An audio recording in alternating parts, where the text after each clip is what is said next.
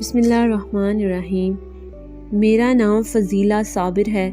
میں اس وقت امریکہ کی ریاست نیو اڈا کے محکمہ ہوم لینڈ سیکیورٹی میں ایک اعلیٰ عہدے پر فائز ہوں۔ پاکستان میں میرا تعلق ضلع اکاڑا کے نواحی گاؤں سے تھا۔ میری والدہ مجھے جنم دیتے وقت فوت ہو گئی تھی۔ جبکہ میں 6 سال کی عمر کو پہنچی تو میرے والد صاحب کا بھی انتقال ہو گیا۔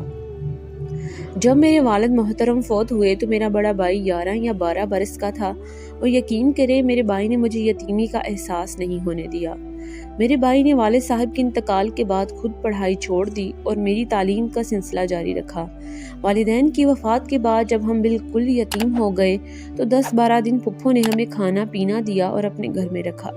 میں چونکہ فقط 6 سال کی بچی تھی، ایک دن میں نے بستر پر چھوٹا پیشاب کر دیا تو پھپھو نے پہلے میرے بھائی سے سارا بستر اور چارپائی دلوائی اور بعد میں ہماری کفالت کرنے سے انکار کر دیا۔ ہمیں گھر سے نکال دیا۔ میرا بھائی مجھے لے کر خالہ کی دہلیز پر چلا گیا۔ خالہ نے ہمیں رکھنے کی حامی تو بھر لی، مگر خالو نہ مانے تو مجبوراً خالہ کو بھی اپنا فیصلہ واپس لینا پڑا۔ اب ہمارے پاس اور کوئی سہارا نہیں تھا تو میرے بھائی نے مجھے لے کر اپنے گھر واپس آ گیا۔ میرے بھائی نے دکان سے بیسن ادھار لیا، آلو چنے لیے، گھی لیا اور گھر آ کر جیسے تیسے سموسے بنا کر رکھ دیے۔ صبح نماز فجر کے وقت اٹھ کر آنکھ جلائی، سموسے تلے اور سکول جانے کے ٹائم پر تھال میں سجا کر سموسے اور چٹنی سر پر رکھے، میرے ہاتھ اپنے ہاتھوں میں پکڑے اسکول چل دیا۔ میں سارا دن اسکول میں پڑھتی رہی۔ میرا بھائی اسکول باہر سٹاپ پر بیٹھا سموسے بیچتا رہا۔ جب بچوں کو 15 منٹ کے لیے بریک ہوئی تو میرے بھائی کے تقریباً سارے سموسے بک گئے۔ صرف 6 سموسے میرے بھائی نے اپنے اور میرے لیے بچا کر رکھ لیے، جو کہ چھٹی کے بعد اور رات کے وقت روٹی کھانے کی جگہ پر استعمال ہوئے۔ میں چونکہ ابھی فقط دوسری جماعت میں تھی، جبکہ میرا بھائی بھی 11-12 سال کا تھا، اس لیے روٹی ہانڈی بنانا ہمارے لیے ممکن نہ تھا، نہ مجھے سمجھ تھی۔ پھر بھی میرا بھائی اتوار والے دن میرے لیے روٹی سالن یا چاول بنانے کی کوشش کرتا، گویا کہ وہ زیادہ تر خراب ہو جاتے، کھانے کے قابل نہ رہتے، مگر پھر بھی میرا بھائی میرے لیے یہ کوشش ضرور کرتا۔ وقت گزر رہا تھا جب میرا بھائی میری خاطر محنت کرتا رہا، میں پڑھتی رہی، سموسے بیچ کر ہم اپنی بھوک مٹاتے رہے، جیسے تیسے زندگی بسر کرتے رہے۔ سال بعد زمینوں کا ٹھیکہ بھی مل جاتا، جسے میرا بھائی میری تعلیم اور شادی پر خرچ کرنے کی خاطر محفوظ کر لیتا۔ جب میرا بھائی 17-18 سال کا تھا، اس نے زمین ٹھیکے پر دینا بند کر دی، درخواست اور خود کاشت کرنے لگا۔ جب میرا بھائی صبح صبح مجھے اسکول چھوڑتا اور واپس آ کر اپنی کھیتی باڑی کے کام نپٹاتا، دوپہر میں سموسے بنا کر بریک ٹائم اسکول بیچ جاتا، لڑکیوں کے اسکول میں سموسے بیچتا اور چھٹی ٹائم مجھے ساتھ لے کر واپس آ جاتا۔ اب میں کھانا بنانا سیکھ چکی تھی، جیسے تیسے بنتا میں کھانا بناتی اور میرا بھائی کھانا کھانے کے بعد کچھ دیر آرام کرتا۔ سیکنڈ ٹائم کو مجھے ٹیوشن پر چھوڑ کر اپنی زمینوں کے کام نپٹانے لگتا اور شام کے وقت اپنے کاموں سے فارغ ہو کر مجھے ساتھ لیے ہوئے واپس آ جاتا۔ گھر آ کر کھانا کھاتے تھوڑی دیر بعد ہم بہن بھائی آپس میں گفتگو کرتے، جس کا زیادہ تر موضوع میری پڑھائی اور میرا مستقبل ہوتا۔ میں نے پڑھائی میں بہت محنت کی، یہاں تک کہ میری ٹیچرز کے گائیڈ کرنے پر میں نے او لیول اور اے لیول کا امتحان پاس کر لیا۔ مجھے اسکالرشپ پر امریکہ کی بہترین یونیورسٹی میں داخلہ مل گیا۔ میرے اخراجات پورے کرنے کی خاطر میرے بھائی نے اپنی ساری زمین بیچ دی اور مجھے تعلیم دلوانے کی خاطر اسکالرشپ پر امریکہ بھیج دیا۔ میں نے بزنس ایڈمنسٹریشن اور مینجمنٹ میں ڈگری حاصل کی۔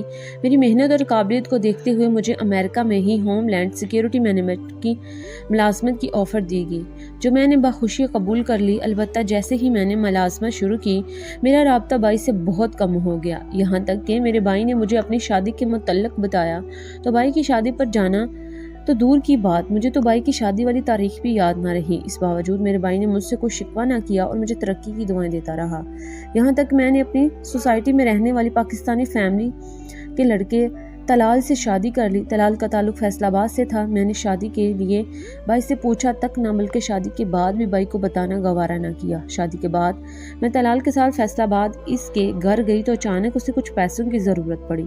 میں نے اس کو کہا امریکہ سے منگوا لیتے ہیں، مگر اس نے مجھے میرے بھائی سے گھر میں حصہ لینے کا کہا، تو میں طلال کی باتوں میں آ کر بھائی کے گھر پہنچ گئی۔ میں نے دیکھا میرا بھائی سائیکل پر رکھے ٹوکرے میں سموسے سجائے بیچنے جا رہا ہے۔ میرا بھائی تو مجھے نہ پہچان سکا کیونکہ میری کامیابیوں نے مجھے بدل دیا تھا، مگر میں نے بھائی کو پہلی نظر میں ہی پہچان لیا۔ جب میں نے اپنا تعارف دیا تو میرا بھائی مجھے گلے لگا کر سسکنے لگا، مگر پہلی بار مجھے بھائی کو بھائی کہتے ہوئے شرم آنے لگی، کیوں میرا تعلق اب ڈیٹ کلاس سے تھا۔ اگر مجھے گھر سے حصہ نہ لینا ہوتا تو شاید میں اپنے سگے بھائی کو بھائی ماننے سے انکار کر دیتی۔ مجھے میرے بھائی کے جسم سے پسینے کی بدبو آنے لگی، یہاں تک کہ میں نے سانس روک کر بھائی کو دھکا دیتے ہوئے خود سے الگ کیا، اور پھر جب اپنے شوہر کا تعارف دیا تو میرے بھائی کی آنکھوں میں بھی حیرت اتر آئی اور پتھریلی ہوئی آنکھوں سے مجھے دیکھنے لگے۔ جب بھائی کے حواس بحال ہوئے تو مجھے اور میرے شوہر کو گھر لے گیا، مجھے اپنی بیوی اور بیٹے سے ملوایا۔ جب میرا بھتیجا اپنے معصوم ہاتھوں سے میرے لیے اسٹیل کے گلاس میں کولڈ ڈرنک لے کر آیا تو میرا دل اسٹیل کے گلاس کو دیکھ کر اتنا خراب ہوا کہ مجھے الٹی آ گئی۔ بعد میں مجھے پتہ چلا کہ میرے بھائی کے گھر میں سب سے قیمتی برتن وہ اسٹیل کا گلاس تھا، ورنہ میری بھابھی خود مٹی کے برتن بنا کر گھر میں استعمال کرتی تھی۔ گزرے ہوئے کل تک اسی گھر کے در و دیوار سے مجھے محبت تھی۔ میرے بھائی نے مجھے شہزادیوں کی طرح اس گھر میں رکھا تھا۔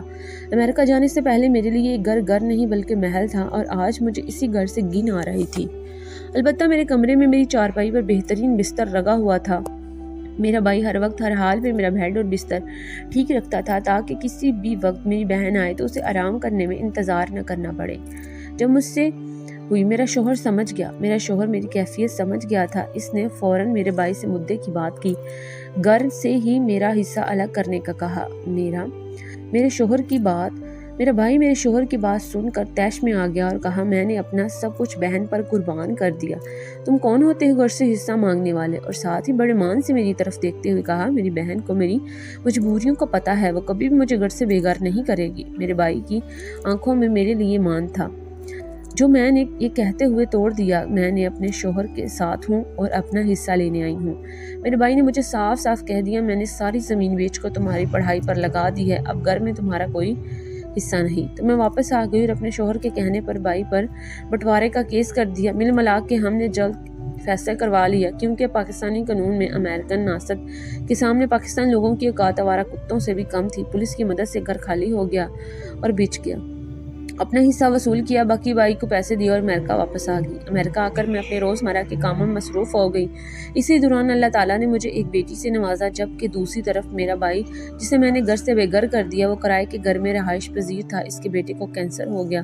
بھائی کے پاس 2 وقت کھانے کے پیسے مشکل سے بنتے تھے، اور نہ ہی کرایہ دے پاتا، اور بچے کا علاج کہاں سے کرواتا۔ میرے بھتیجے کی تکلیف بڑھ گئی، علاج کے لیے پیسے بھی نہ رہے۔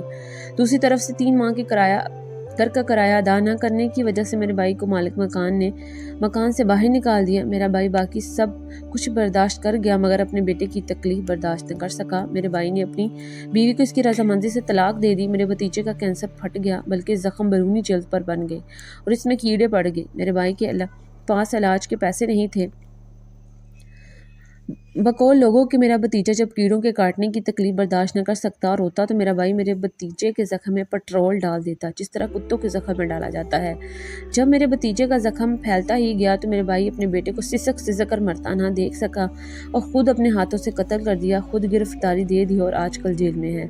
جبکہ دوسری طرف میری بیٹی کو بھی کینسر ہو چکا ہے۔ کچھ نسوانی مسائل کی وجہ سے میری اولاد بھی مزید نہیں ہو سکی۔ میرے پاس پیسہ بھی ہے، گھر باہر بھی ہے، بیٹی کا علاج بھی چل رہا ہے، مگر میری بیٹی کا بچنا ناممکن ہے۔ اب مجھے احساس ہوتا ہے میں نے بھائی کو کس تکلیف سے گزارا ہوگا۔ میرے بھائی نے تو بیٹے کو اپنے ہاتھوں سے قتل کر دیا، مگر مجھ سے لکھی تقدیر سے آتی ہوئی بیٹی کی موت بھی نہیں دیکھی جا رہی۔ بیٹی کی تکلیف نے مجھے دماغی مریضہ بنا دیا ہے۔ مجھے جاب سے کچھ عرصہ کے لیے فارغ کر دیا گیا ہے۔ میرا سائیکالوجسٹ اور سائیکیٹرسٹ کے پاس علاج چل رہا ہے۔ آج بھائی سے معافی مانگنا چاہتی ہوں، مگر اپنی بیٹی کو اس حال میں چھوڑ کر پاکستان میں نہیں جا سکتی۔ البتہ میں پاکستانی بہنوں تک یہ پیغام پہنچانا چاہتی ہوں کہ خدا کے لیے اپنے بھائیوں کی قربانیوں کا احساس کریں، انہیں بے شک اچھا صلہ نہ دیں مگر ان پر میری طرح ظلم نہ کریں۔ میں فضیلہ صابر گارنٹی سے کہہ رہی ہوں، اگر آپ مالی حالات میں بھائی سے زیادہ مضبوط ہیں اور ہفتے میں ایک بار ملاقات کر کے یا صرف فون پر بات کر کے بھائی کے حالات پوچھ لیں اور ساتھ کہہ دیں کہ آپ ہر ضرورت میں بھائی کے ساتھ ہیں، تو آپ کا بھائی کبھی خود کو کمزور محسوس نہیں کرے گا، بلکہ خود کو خوش قسمت اور امیر ترین شخص سمجھے گا اور اپنے بیوی بچوں کو آپ کی مثالیں دے گا۔